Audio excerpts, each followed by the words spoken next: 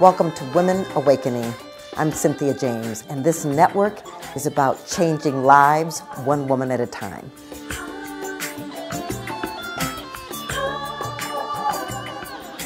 We're changing the planet one woman at a time. We're changing lives one woman at a time. We are creating experiences that make a difference on this planet. I'm your host, Cynthia James, and I'm very happy to be with you. I get the honor of bringing extraordinary women to you. Some I've known for a long time, some I've just met, but all have been on a journey of awakening, and they are all here because they want to inspire other women to do great things. So my guest today is Stacy Sherman, and I'll tell you how we met in a little bit, but let me tell you a little bit about her. Over the past 20 years, she's worked in all size companies and advertising agencies, leading sales and digital marketing. She has recently, in 2018, moved to a company called Schindler Elevator and head of Customer Experience North America Division. She's been building and leading an extraordinary group of people that are dedicated to delivering customer service. This is one of the things I loved about her website. It said, "It's in our control to humanize business." And she's passionate about it. So welcome, Stacy Sherman. Thank you so much. So I'm going to tell you how I met her. I know her dad, and we were in Palm Desert, and we were having lunch with her sister, and I had not met her, and we ended up sitting next to each other, and she had all of these tips on efficiency. And I was like, I need to know this woman, and I know what she's doing. And during that conversation, we talked a little bit about her passion for women. So I'm grateful that you're here, and tell us about this passion that you have. Yes. Well, I think even our meeting is just proof in the pudding that the universe has our back and brings us connections even when we're not looking for it. And I mean, that's, you and I coming together, it just truly was, it is what we're talking about, that authenticity, and everything happens for a reason. Absolutely. Yes. So my passion around humanizing business and women leadership as well comes from me working in a corporate environment for over 28 years and have not always had a seat at the table when I thought I needed to. The whole concept of inclusion and just feeling like belonging is something that doesn't happen unless it's very intentional. And there was a circumstance that happened to me that pivoted me to say, okay, I'm never going to change big companies, but I can change how I lead and how I show up. And that's really what started me with the focus of humanizing business. And that means really engaging employees, employee appreciation, and in the end, customer satisfaction, so that there's a greater happiness everywhere. That's beautiful. So I love that you've done this in corporations. I love that you've been a blogger. And I love that you've created a whole community on LinkedIn. Tell us a little bit about your blogging and why that's been important to you. So my blogging has been simply a platform to allow me to express my views and thoughts about all these topics. And when I started it over 2 years ago, I really didn't know where it would go. And I took a chance. I was a little nervous to express myself and put myself out there. Would anyone even read it?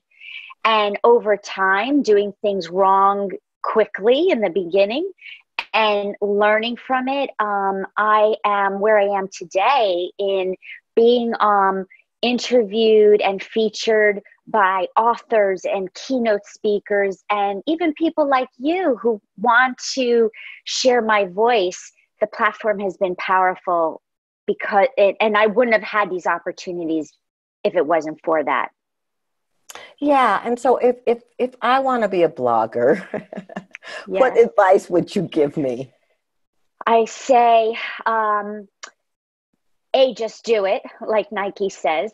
Mhm. Um, I would say that it took me about 3 years before I actually did it because I was afraid of the technology. I was afraid of what I didn't know. I was afraid of doing it wrong.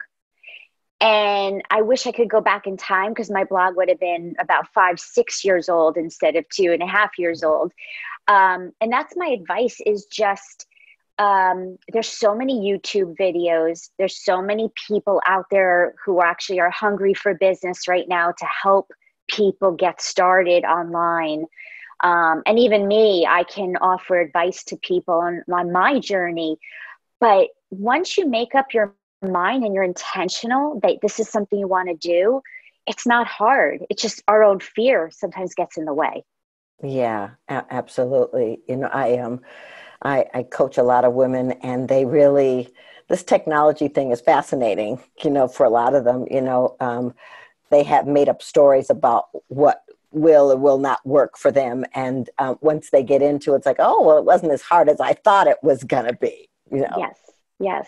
Anticipation's always harder than the real thing when it happens. Exactly. So, what's been the biggest challenge, for you to humanize business? One of the things you said is like having a seat at the table, but what do you think's the biggest challenge you've had in terms of bringing this idea to fruition? I would say not at my current company, but other places I've worked, them really understanding the why. It's so much about profit, profit, profit. And where I am passionate about is, and what I continue to demonstrate is that think about Starbucks as an example. I don't go there because I like paying triple the price for a cup of coffee or tea. I go there because of the experience. And and there's really best practices for companies to apply to be able to create those experiences for people, and they don't buy just on price.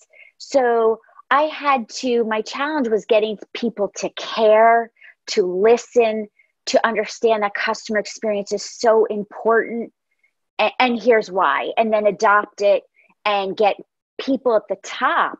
Culture starts at the top, getting those people at the top to really champion it. So Yeah. that was initial challenges. Yeah, well, that's beautiful. I think any person or any company that's not clear about their why can't provide the kind of service that you're talking about because it's scattered and because they're in the fear mode of trying to make the money and trying to compete with other people as opposed to creating a container that people can come into and feel nurtured and supported. Yeah. Yes, yes. In fact, Gartner, a big research firm, has my favorite quote I continue to use is that customer experience is overtaking product and price as a brand differentiator. So to me, that's why I stick with this field, and I'll probably never leave it because I really believe in that. Yeah. So you've got this community on LinkedIn. What are you seeing as one of the biggest challenges for women who are in leadership? Yeah, so just like the blog, the Women Leaders Making a Difference on LinkedIn is something I just started out of the blue. Um, Started with 2 people. Now we're almost 450 CEOs, entrepreneurs, and more. And it's a safe place for people to ask questions and feel like there's no judgment, to get some advice. And they're all authentic connections. So that's what I'm really proud about. Um, to your question, or restate the question so I make sure I Yeah, what do you answer. think women leaders are struggling with? What do you think is Yeah. one of the biggest things? I think that it's I think they're showing up more, but it's how they show up. In other words, people are still afraid to advocate what they believe, or yeah, it's just speaking up. They're showing up, but not always speaking up. And I Right. think it's just fear and confidence. And that's what I want to help change. Right. That's beautiful. Okay, so I'm assuming you have a personal life. You're not just working 24/7. So tell us Yeah. about your personal life and how you are creating harmony between this passion you got in business and your personal life. Yeah, that's a great question. Although I feel like I'm working all the time, but and it doesn't feel like work. So that's the beauty of it. Mm. But personally, so I have two kids in college, and I just got used to being an empty nest. And then this pandemic hit, and now they're home until who knows? So goodbye, empty nest. Hello, family. Um, and and it's all good. It's just a matter of pivoting. How do we all adapt to being together all the time now? No one leaving, online classes, my work continues. And sometimes I have to admit, in the very beginning of stay at home, I was connecting more with people through my computer than I was at home, because everybody was still so confused at what is going on here. Um, but now we've gotten into our new normal, and now we're having dinners together and planning some time together, because if you don't plan it, just because you're in the same house doesn't mean it happens. Exactly. So my Exactly. family is my balance between Mm. when I'm not working. Yeah. Oh, that's beautiful. Well, I I think it's really important for women to know that, you can create this field of expressing your passion and at the same time enjoy the luxury of partnership or family or however that looks for you. I just think sometimes we think it has to be either or, and I think it's in being intentional about what you want to create that's important. I believe it's intentional, and I also really believe it takes a village. Um, I couldn't do half the things I do and be able to work as much as I do without a strong partner in crime, my husband and friends. And at work, I have an amazing team and cross teams I work with that it takes a village. We never could do any of all this ourselves. Yeah. Well, I love your heart and I love your passion. And I want to let people know how they can get in touch with you. How do they find you? Oh, thank you for that. So I would say through my blog, doingcxright.com.